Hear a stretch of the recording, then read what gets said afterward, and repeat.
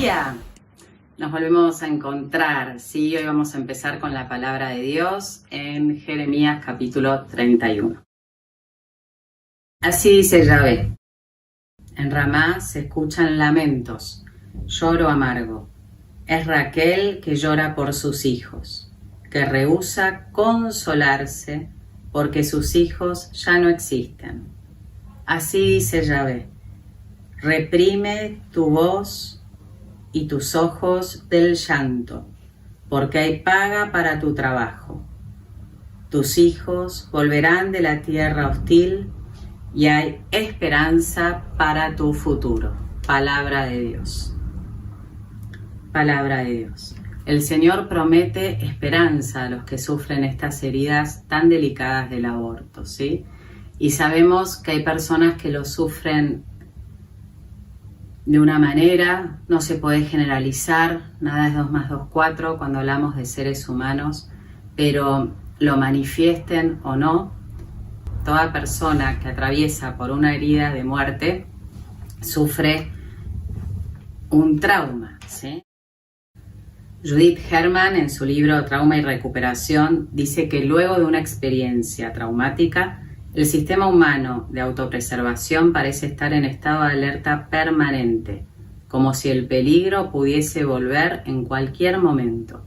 Por eso, en algunos de los videos nos referíamos, ¿sí?, a que cuando este trauma no se asume, no se elabora, no se empieza el proceso de sanación, esto puede recrearse una y otra vez, ¿sí? Y va generando en la persona un estado de ansiedad. Cuando esto se hace crónico, ya estamos hablando de trastorno de ansiedad. Y cuando esta ansiedad y este peligro específico tiene que ver con la muerte o con una violencia extrema, bueno, ya podemos empezar a hablar de trastorno por estrés postraumático. ¿Cómo lo define el manual de psiquiatría? Lo voy a leer textualmente. Dice: trastorno por estrés postraumático. Exposición a la muerte, lesión grave o violencia sexual, ya sea real o amenaza, en una o más de las formas siguientes. Entonces, exposición a la muerte, lesión grave o violencia sexual, ya sea real o amenaza, en una o más de las formas siguientes. Experiencia directa del suceso traumático, presencia directa del suceso ocurrido a otros, conocimiento del suceso traumático, exposición repetida o extrema a detalles repulsivos del suceso traumático. ¿Sí? Entonces, ¿qué quiere decir esto? ¿Quiénes pueden llegar a sufrir trastorno por estrés postraumático? Como dice la definición muy claramente, los que se han expuesto a la muerte, ¿sí? En caso de aborto sabemos que queda expuesta a la muerte primero la misma persona, la mujer, ¿sí?, que ha pasado por uno o más abortos. Lesión grave o violencia sexual, tantos casos de abuso como fuimos viendo en los videos pasados, ¿sí? Real o amenaza, real o amenaza, ¿sí? Acá entran también esos casos de violencia donde por más que no haya acontecido a mayores, el solo hecho de amenaza ya puede llegar a producir este trastorno por estrés postraumático en la persona. Lo mismo cuando hubo amenaza de aborto, ¿sí? Aunque el aborto no haya acontecido finalmente. El solo hecho de la amenaza, de pensarlo, de haber sido presionada, ¿sí?, o inducida a hacerlo, también puede llegar a generar este trastorno. En una o más de las formas siguientes. Experiencia directa sería, en este caso, la persona que ha sido abusada, como decíamos en los videos pasados, o que ha pasado por uno o más abortos, como decíamos en el video anterior, y ahora vamos a seguir con esas secuelas. Presencia directa del suceso ocurrido a otros. Presencia directa, acá puede ser una pareja, una amiga que acompañó, los padres, la mamá que llevó a la chica a abortar, el profesional de la salud, el que dio las pastillas. Conocimiento del suceso traumático, lo mismo, involucra a más personas. no solo al bebito abortado, que ya sabemos de por sí lo que sucede en un bebé, ¿sí?, cuando es abortado. Hoy hablaremos también lo que pasa cuando ha sufrido amenaza de aborto, como dice en esta definición. Un bebé en el vientre materno que ha sufrido intento de aborto, aunque no haya llegado a realizarse, ¿sí? Exposición repetida o extrema a detalles repulsivas del suceso traumático, como por ejemplo las personas que están constantemente ante estos daños tan profundos, ¿sí? ¿Cuáles son los síntomas característicos? Para hacer una síntesis de lo que ya explicábamos muy bien en el video anterior. Los flashbacks, las reviviscencias del hecho traumático, ¿sí? La evasión y la negación del trauma, porque es tan fuerte para el aparato psíquico que colapsa, no lo puede procesar en un primer momento. Entonces como que borra, queda apático, queda indiferente, queda como insensible, la conciencia se obnubila. Algunas personas mantienen durante muchos años de su vida esta etapa de shock y de negación, que después queda como en un embotamiento, como un adormecimiento de la conciencia. Se vuelven personas endurecidas, que parecen insensibles, pero están encubriendo en el fondo mucho dolor y mucho miedo a desenterrar tanto dolor.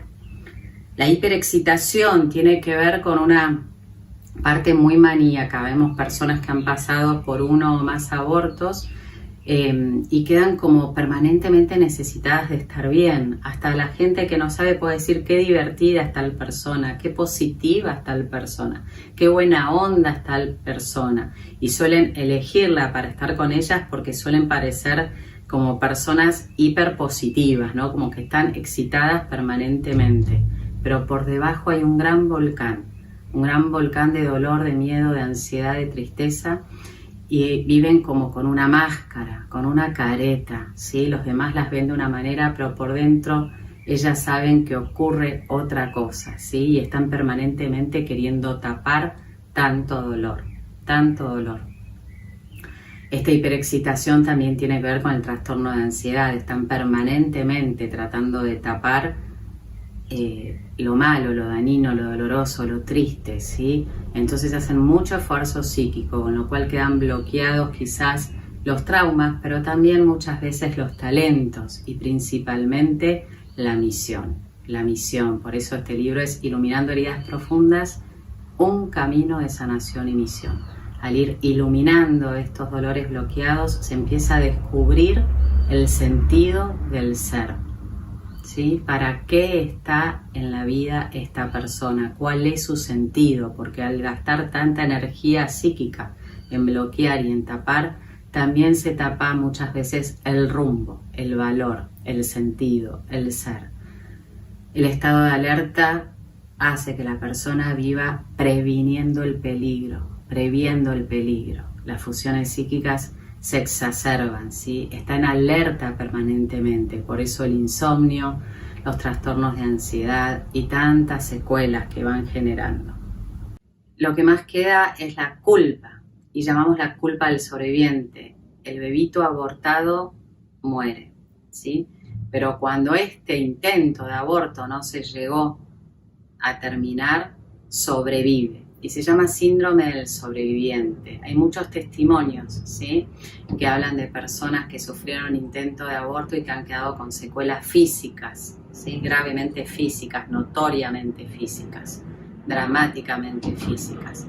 Otras quizás no llegó a lastimarlos en lo que se observa, ¿sí?, fisiológicamente, pero sí queda una herida de no ser, una herida de rechazo muy profunda y culpa por existir, por no haberse sentido deseados, ¿sí? Lo que se llama culpa del sobreviviente.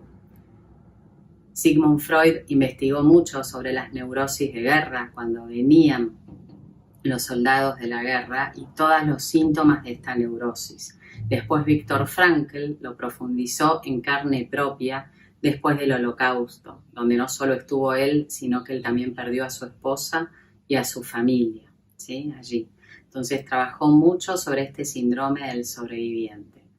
El mismo nombre se usa para las personas que han atravesado abusos, violencia sexual, como decía la definición, otros tipos de violencia, ya sean amenaza o en forma real, y muerte. En este caso nos estamos refiriendo a abortos, ¿sí? Y cómo seguiremos en los próximos videos, cómo va sucediendo en el entramado vincular a través de las generaciones, ¿sí?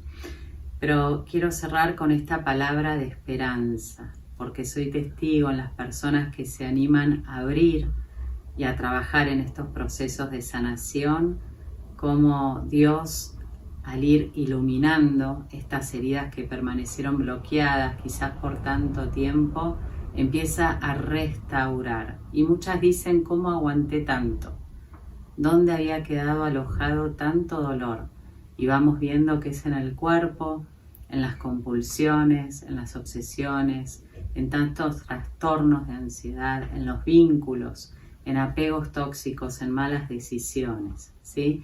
Y al empezar a confiar, al empezar a abrir estas heridas tan profundas, Dios empieza a restaurar. En la palabra de Dios, en Isaías 49, dice: escuchen islas, presten atención pueblos lejanos. Yahvé desde el seno materno me llamó, desde las entrañas de mi madre recordó mi nombre. Hizo mi boca como espada afilada, en la sombra de su mano me escondió. Me dijo: tú eres mi siervo Israel, en quien me glorificaré. Pues yo decía: me he fatigado, en vano e inútilmente mi vigor he gastado. ¿De veras que Yahvé se ocupa de mi causa y mi Dios de mi trabajo? Ahora pues, dice Yahvé, el que me plasmó desde el seno materno, el que me plasmó desde el seno materno. Poco es que seas mi siervo, en orden a levantar las tribus de Jacob y de hacer volver a los sobrevivientes de Israel, como veremos en el próximo video, toda esta culpa, ¿sí?, del sobreviviente. Especialmente veremos en el varón, o sea, en el padre de la criatura, en los niños nacidos en familias donde hubo pérdidas gestacionales, en la pareja, en los abuelos, en los influyentes. Seguiremos viendo cómo el Señor, como decía en este versículo anterior, restaura, ¿no? Y estas personas que son restauradores de ruinas, restauradores de escombros, como dice Isaías una y otra vez. Porque cuando el Señor empieza a sanar estas heridas no es solamente en uno, sino en todo el entramado vincular familiar. Te dice: te voy a poner por luz de las naciones, ¿sí? Yo haré volver a los sobrevivientes y te voy a poner por luz de las naciones. Tú serás luz para tu familia, no solo para tu vida, sino para la familia y hasta para las naciones, dice, ¿sí? Y sigue, la alegría del retorno. Así dice Yahvé: te escucharé, yo te formé y te he destinado a ser la alianza del pueblo, para levantar la tierra, para repartir las herencias devastadas, desoladas, para decir a los cautivos: salid, salid, salgan, y a los que están en tinieblas: manifiéstense, manifiéstense. Aclamad cielos y exultad tierra, prorrumpan los montes en gritos de alegría, pues Yahvé ha consolado a su pueblo y de sus pobres se ha compadecido. Porque dice Sión: Yahvé me ha abandonado, el Señor me ha olvidado. ¿Acaso olvida una mujer a su niño de pecho sin compadecerse del hijo de sus entrañas? Pues aunque éstas lleguen a olvidarse, yo no te olvido. Yo no te olvido, dice el Señor. En las palmas de mis manos te tengo tatuada. Y así sigue esta promesa de restauración y de amor eterno, ¿sí? Con tus litigantes yo litigaré, y a tus hijos yo salvaré. Y sabrá todo el mundo que yo, Yahvé, soy el que te salva, y el que te rescata, el fuerte de Jacob. Palabra de Dios. Que te invito a meditarla y a rezarla cada palabra durante esta semana, para poder reencontrarnos en el próximo video, siguiendo, iluminando estas heridas profundas en el entramado vincular familiar. porque el Señor dice que hay esperanza y lo vemos en cada proceso de sanación, cómo cambian las vestimentas, los cortes de pelo, los hábitos, las elecciones, los vínculos, las decisiones. Vidas que se empiezan a iluminar, vidas que se empiezan a restaurar. Así que quiero dejarlos esta semana con mucha esperanza y gratitud por lo que el Señor va haciendo cuando las personas se animan a dejarse iluminar. Un abrazo y hasta la próxima semana si Dios quiere.